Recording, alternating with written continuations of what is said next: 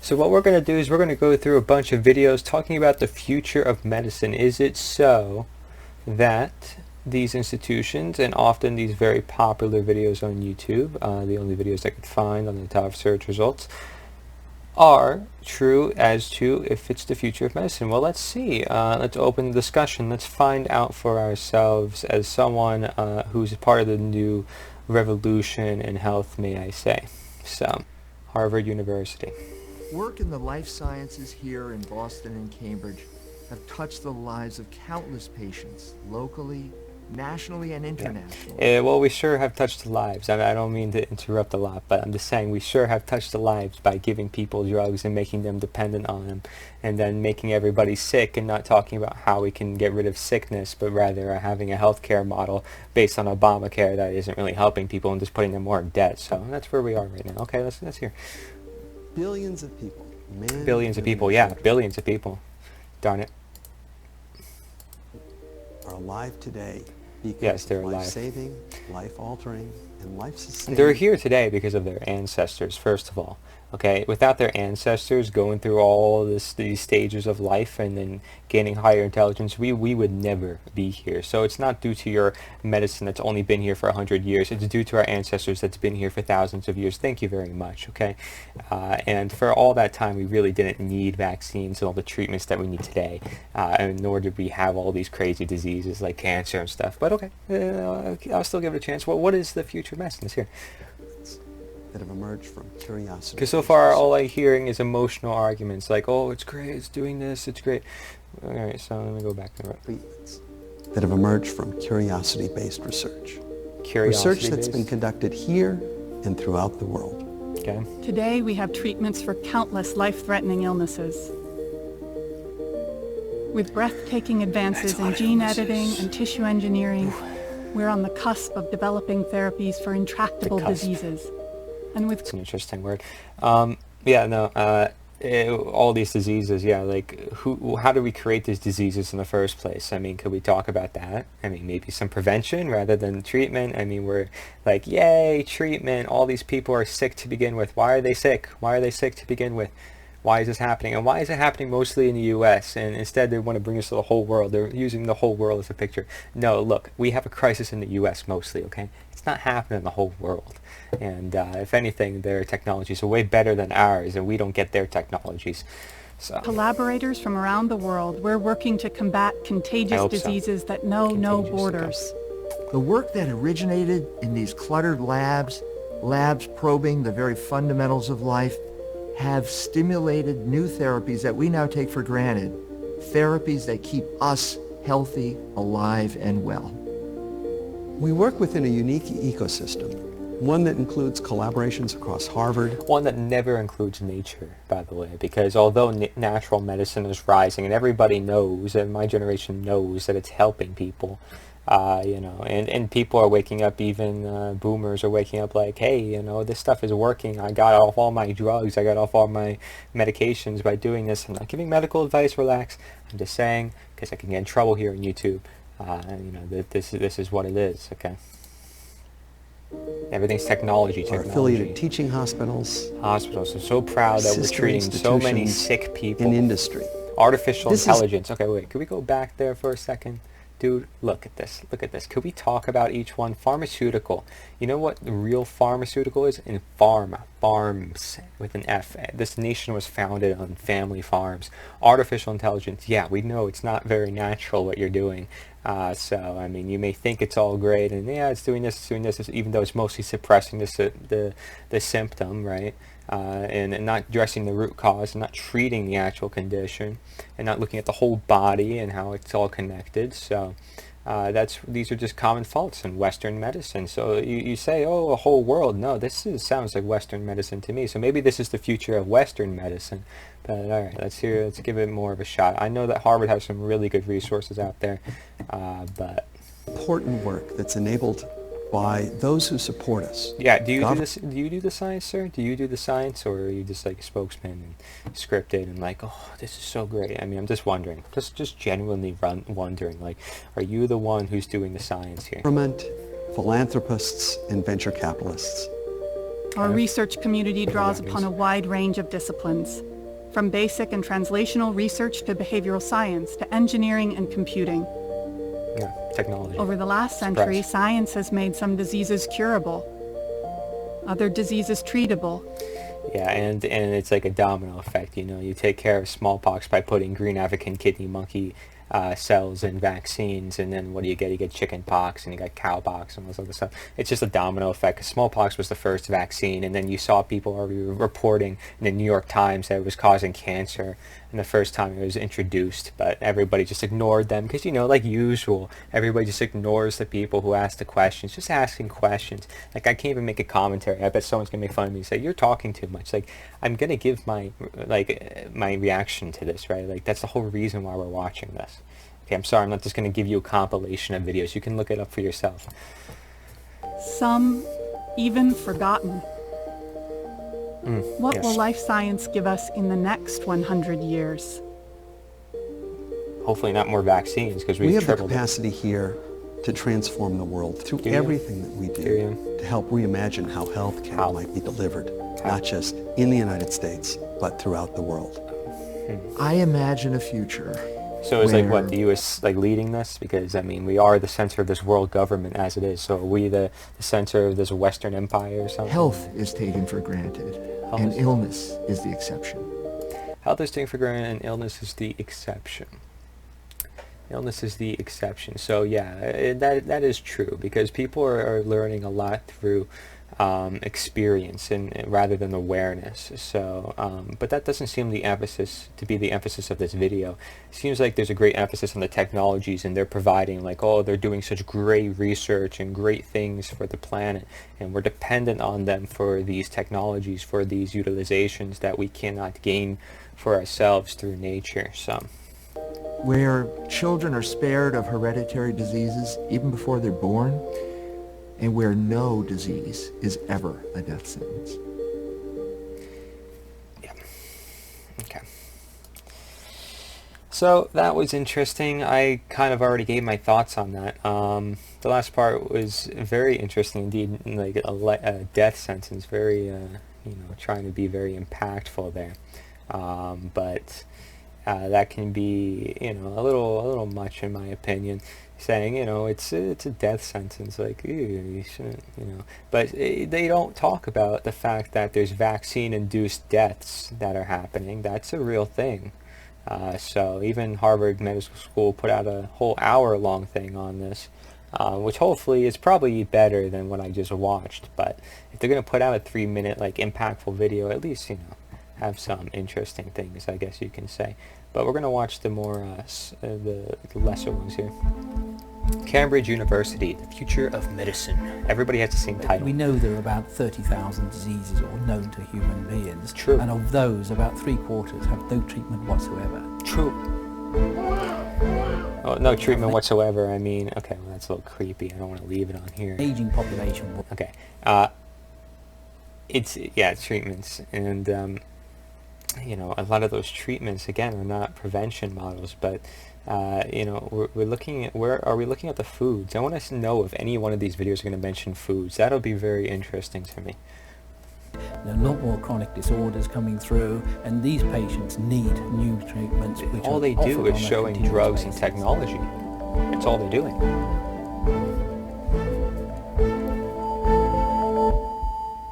I mean, this is 2017. We see a so. very big change in therapeutics coming up, and we're on the cusp of that change now, where you're getting multiple disciplines in, brand new technologies, a much more understanding of the biological science Here we go behind again. it. And the net result of all of that is it should introduce new see what I mean? therapeutic modes into the You see what I general mean? public. So there's a revolution going on. Look, I'm not saying that technology is not helpful. What I'm saying is that why can't we combine the Eastern medicine world and the Western medicine world and not leave out what actually brought us here, which is our ancestral strength, our ancestral genes, because we built these genes, okay? We don't just have it. We built these genes. Our ancestors live within us. Okay, so it's that we want personalised Man. healthcare. We want to understand our own bodies, the individual nature of those. And for that we need sensors, but Nature. not just on the outside, we need sensors on the inside. And we've not been very good at making those. So nanoscience and nanotechnology is driving towards making new sorts of devices that will really revolutionise medicine. Yeah, so I'm not against technology, but you see that sometimes this technology is giving off crazy amounts of radiation. And then we say that's treatment, but again, it was founded in a World War II.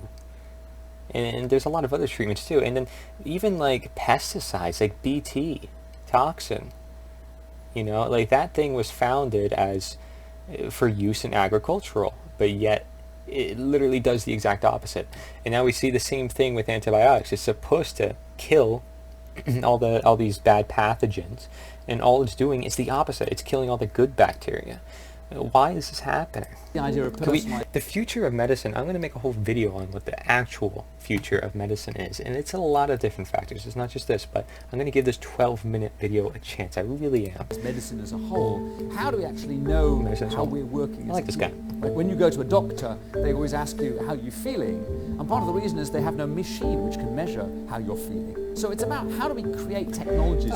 We can try to keep it humane. In fact, I feel like doctors aren't asking enough questions. Well, because in my own field, we ask a lot of questions to where the client can figure out their situation for themselves, because they have that ability to heal themselves by themselves. So why is it that we need technology to connect with someone? In fact, we just need questions. We just need more guidance, because we already are given this ability to reason, to critically think, to understand, and to feel our bodies, right? If you feel some digestive issues, you know that you feel that.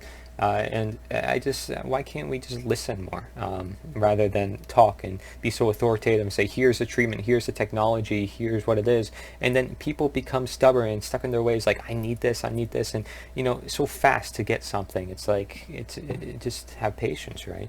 And that's why the whole Eastern medicine side is all about, like, meditation and breathing and yoga. Everything's about patience. So it's like the exact opposite of what we have here in the Western, side of the world. So no wonder why Eastern medicine is spreading to Western. That's just part of the actual future of medicine. that actually can read that out and do something much more profound, actually watch how you're living and then start to 5G smartphone right there. Something is going wrong.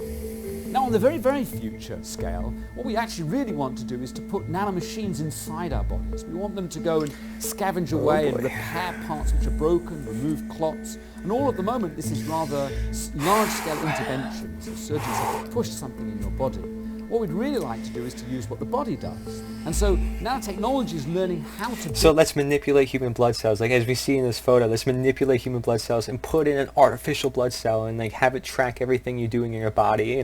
Also, by the way, created by the government and, watched by the government. And, there's not going to be any problems at all when we inject it into people. And there's not going to be any protests at all. And, it totally abides to Eastern medicine and it totally abides to what Hippocrates said in medicine. Like this is nonsense. This is absolutely crazy to me. To me, it's like, what's going on? While other people might be like, wow, that's so amazing. Oh my gosh.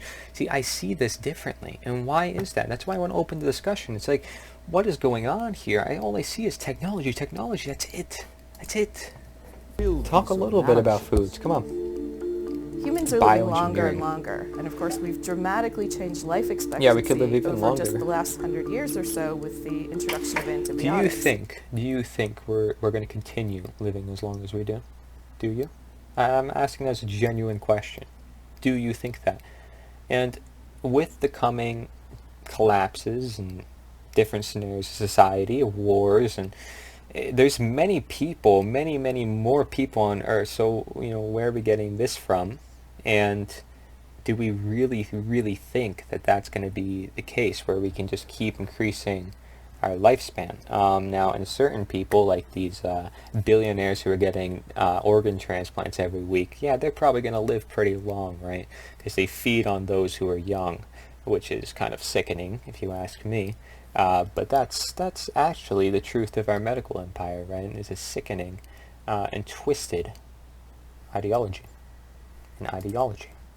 So our tissues, the quality of our tissues decreases with time, and that means as we live older and older, we're going to need more and more replacement parts. not necessarily just to stay alive, but for our quality of life as well.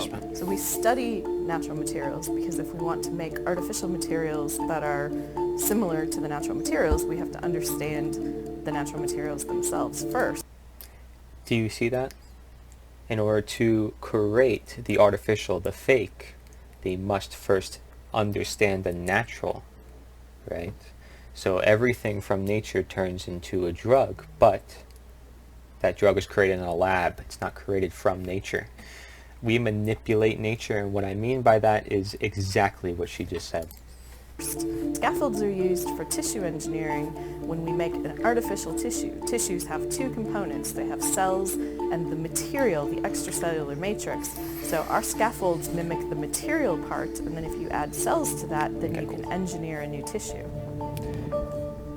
Okay, now regenerative medicine's pretty cool, I guess you could say, right? Stem cell therapy, groundbreaking. There's a lot of really interesting stuff. Oh, they say stem cells right there. But yeah, stem cells, incredible, right? And that is more of a natural thing, I guess you can say, because it doesn't go against the will of nature. And my issue here is when it comes to technology is, what are the long-term implications? And again, what is the mentality here?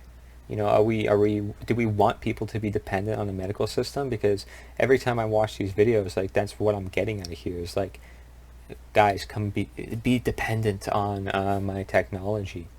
So people will upvote this because, oh, you know, it's a university, it's a great video, it's professionally done, it's all just factual, right? And it is. I'm not knocking the video, I'm not knocking the university. There's plenty of people that go into these places, even though the schooling system's not all that great.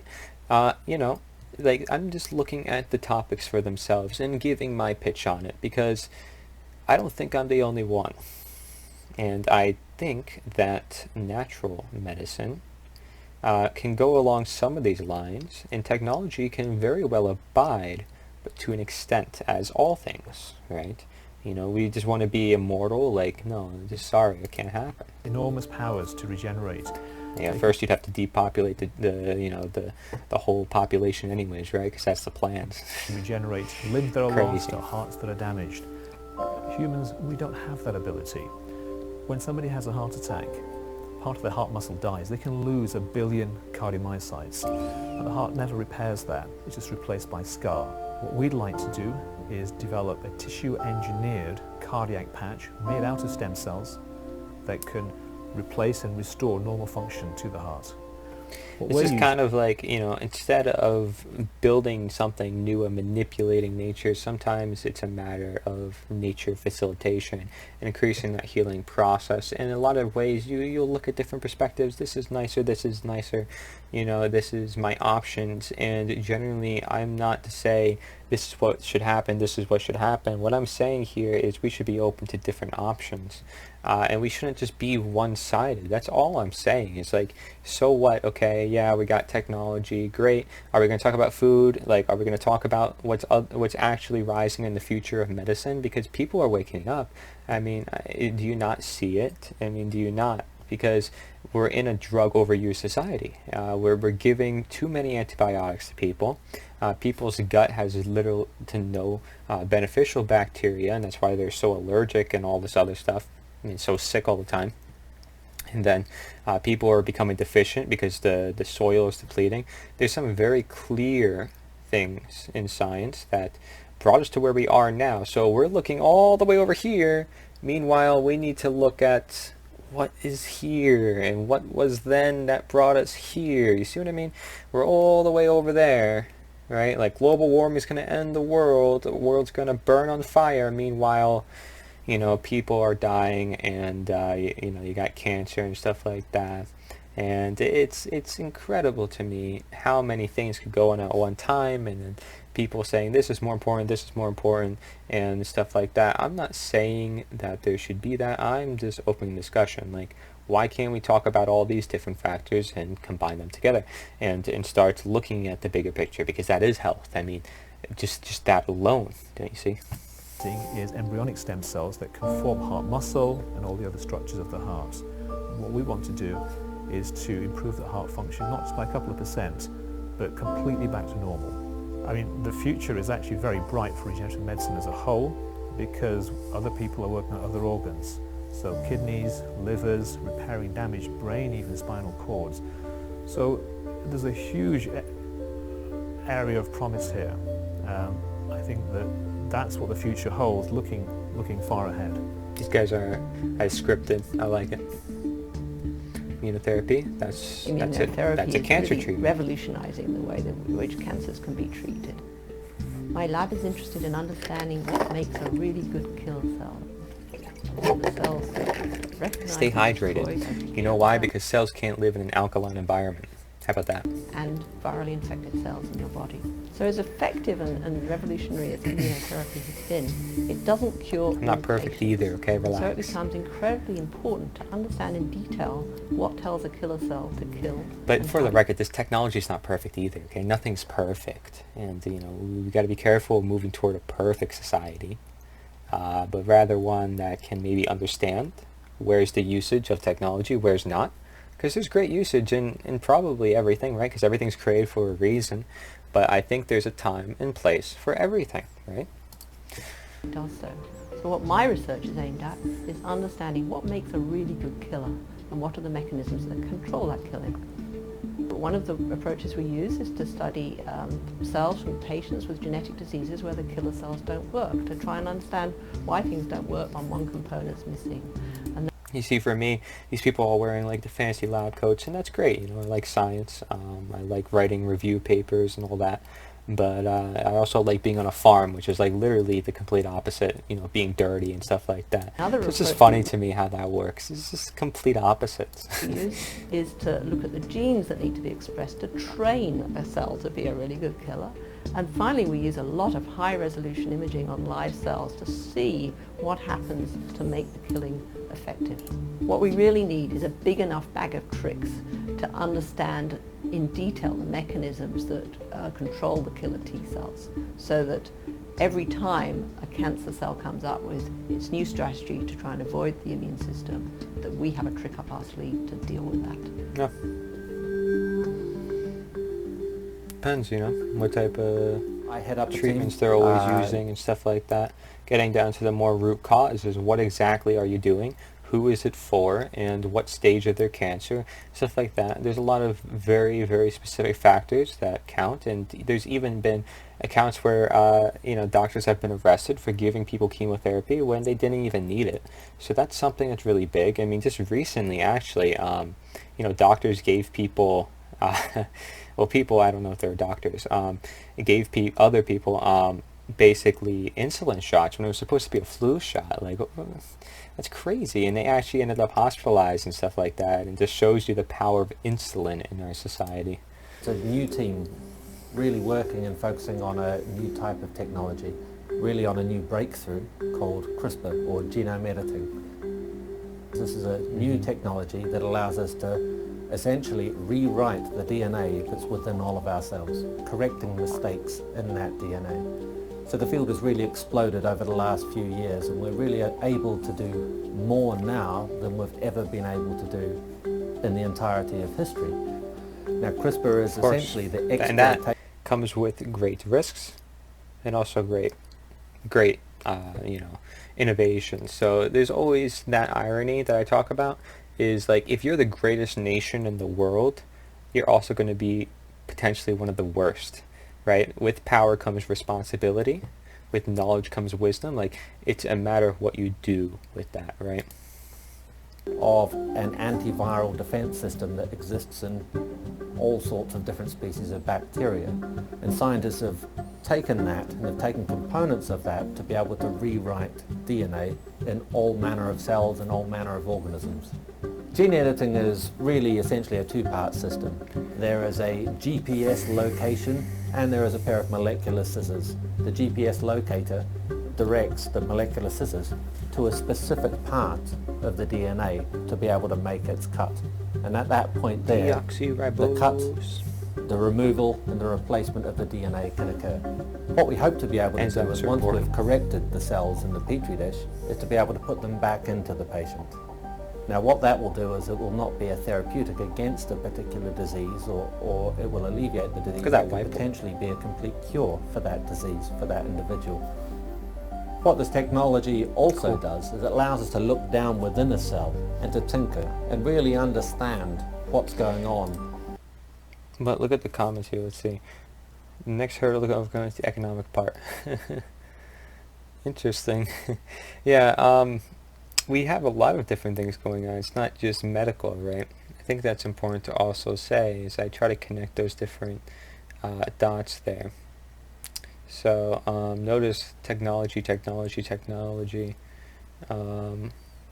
Medication costs is a big one. I hope immortality is achieved. You see what I mean? I didn't even call for that one. Yeah, because of advancements in AI will accelerate research and problem solving. Potentially, waiting for the nanobots. Oh boy. People know.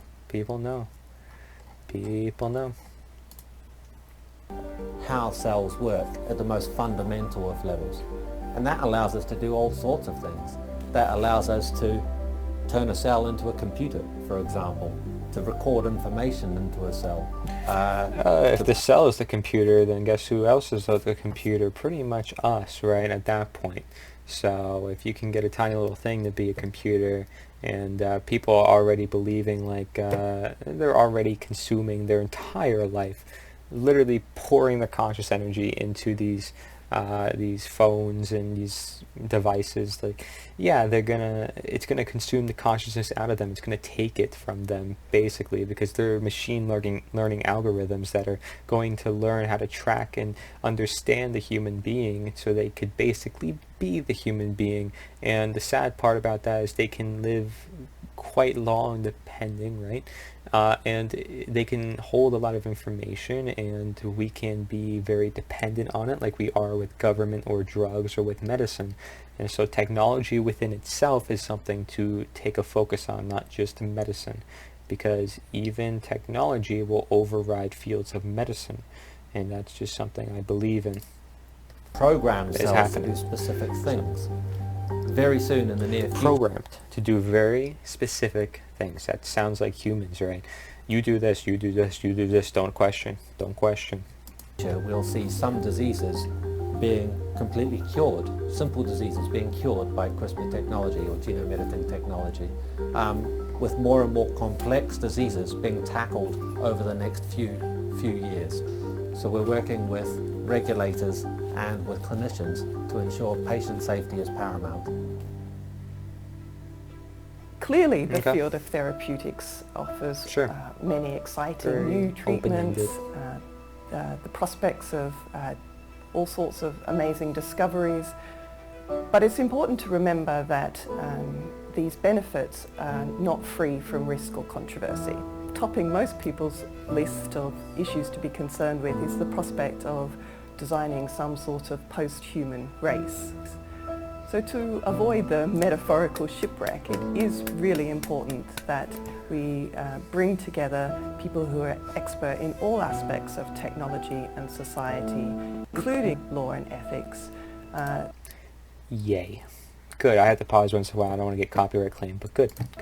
I don't know if that's true. Identify and evaluate we'll see. the various risks, benefits, themes and trends. So I think in 50 years we really will be able to manipulate these cells with exquisite specificity. That's it? Okay, so we talk about a post-human race, and that's it? Like, what? Like, okay, so we'll look upon a safety. That's it? Like, okay, and by the way, remember, no self-responsibility on your behalf, right? Because we can never put it in your hands. You have too much to worry about right now as it is, and it's even though it's your health, don't worry about it, you know? We got it covered. Don't worry about it. Control what is a fabulous and effective little cell within our body to help the immune system when it needs to be helped, when it begins to go rogue. Of course, we'll be able to do that in 50 years. Gene editing itself is so versatile. It feels a bit like sometimes the sky is the limit. I could see a situation where in 20, 25 years in the future, will I still be doing this for 50 years? Engineering synthetic cells that go inside people and survey around their body looking for disease and dealing with disease as it arises.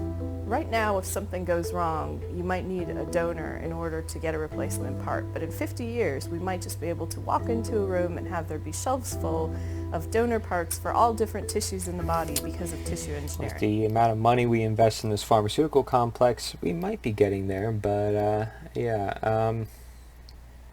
it's got to be a treatment model, because no way is this pharmaceutical complex going to care about prevention. I'm just saying.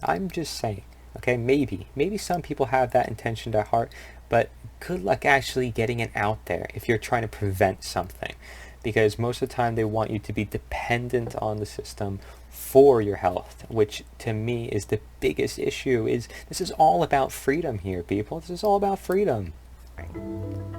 What my vision is that people who have heart attacks, who have damaged hearts, we'll be able to provide a patch through a cardiac surgeon. As you go for a bypass now, you'd go for a bypass and maybe a heart patch as well. And we'll be able to restore those hearts back to normal, which means that people who currently aren't able to do simple things like walking upstairs or having a normal life can get back to doing just normal things that you and I take for granted. Are they doing small steps at a time? I mean, there's a lot of questions to ask. Not everybody's in the same situation, and I don't want people to just feel down on themselves because they don't have this technology currently, and that they're looking up and saying, oh, I need this technology. Now, some people probably truly need it, but other people probably don't necessarily need it, right? Dependence, freedom. And having a normal lifespan as well. In terms of the future, and I mean the longer term future now, I see a very large change in the way that healthcare is delivered. So you have new therapeutic regimes which may be done, for example, in the home environment, and maybe the diagnostics will be done there, and even eventually the treatments done in the home, and very much angled against the individual. So it's personalized in the home environment.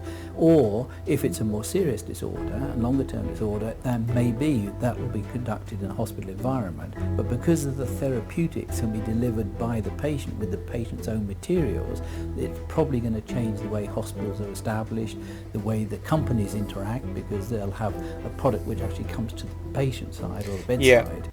Yeah, I find it funny that he said patient's materials, because the patient has these materials, and that is called their organs, that is called their body, it's called their blueprint for health. That is their material, so they have the ability to heal and be healthy, and it's just a matter of facilitation, right? As I said, for nature, same thing goes for our body's nature. And very different geometry from the way it's done. So I know we have different perspectives on this, but at the end of the day, I think most people can agree on this, right? Is that this facilitation. And if you can get to that stage, you can of course save masses of money in the final healthcare treatment regime.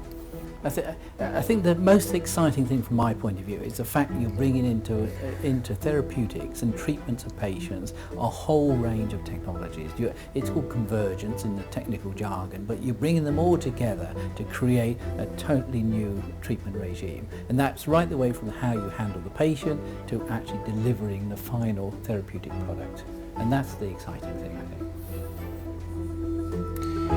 think. Okay, interesting. So my thoughts on that one, again, they conclude with technology, which is like, okay, and it's funny to me because it's like, why so much technology? Is it facilitating our nature, or is it manipulating nature? Is it being nature because it has to be, because of everything dehumanizing us? Are we going to get rid of those things that are actively destroying our bodies to begin with? Or are we just going to keep adding in these things that are helpful, even if they are helpful, even if they're great and all of that? Are we going to get rid of the things that are actively derailing against our nature? Because that's the issue that I have, right? It's the things that are actively doing it to us. So that's it for now. I think that was plenty, and thank you very much for watching. I hope you enjoyed that. I know I had to share my bits of craziness that is not just the world, but the way I see it, which is, I hope not too biased, but the fact that I want to question technology is something that is a kind of main theme on this channel, is because I see the nature of technology as something that consumes us. It's something that manipulates us. It does the very same thing that we want from other humans. Like, for example, if you're on a phone, right, and this phone is with you all the time, and you have the sounds on. Maybe you don't have to. Even then, it's still addictive because it promotes dopamine in your head, and the people from Facebook even admit to that. But you have this phone in your hand, and every time you do something, it's attentive, so it responds. It gives you feedback. And a lot of people today, especially my generation, can't get that feedback naturally through other human beings because they're not socially interacting, right, with other human beings, or it's harder to. So they find it much easier and much more comfortable to just use their smartphones instead, which is something that I think we can literally look at face to face rather than on our phones. And guess what? You're on some sort of technology right now to watch me. So I encourage you to get off, subscribe, and I'm just kidding, subscribe if you want, and then you can basically talk with someone, just connect with people. That's the best way to do things, best way to do business, best way to make friends, best way to do pretty much everything, I guess you can say, in my opinion, is just through interaction, right? We're interacting so much with this. You think we're going to be interacting with human beings? Even if we weren't using this to replace the human interaction, it's still taking up a large part of our time, I would say. That we could instead be doing other things, and that, I guess, you would consider a distraction, right? Something that isn't actually productive, something that could be like that. But there are certain games and stuff that can promote productivity in social environments and stuff like that, and so that's really cool. There's always different exceptions, different ways to look at things, but that's the thing, is can we question, can we be human and exist with technology? Can we be human and be human, no exceptions. I mean, could we just continue the lifespan? Does everything have to keep rising up to this perfect world where nothing is wrong because, there's so much that's wrong now? Or can we fix it now, actually? Can we fix it now? And how do we do that? Do we ask questions? Do we ask questions? I mean, do we ask questions at all? Are we afraid to go in public and ask those questions and speak in public, and to ask our teachers, perhaps, ask the professors, what's going on here, and can we believe everything we're told? Can we? Simple things like that go a very long way. So thank you very much for watching. Nature's the Answer, Cory, Edmund, Endrulat. Thank you for watching.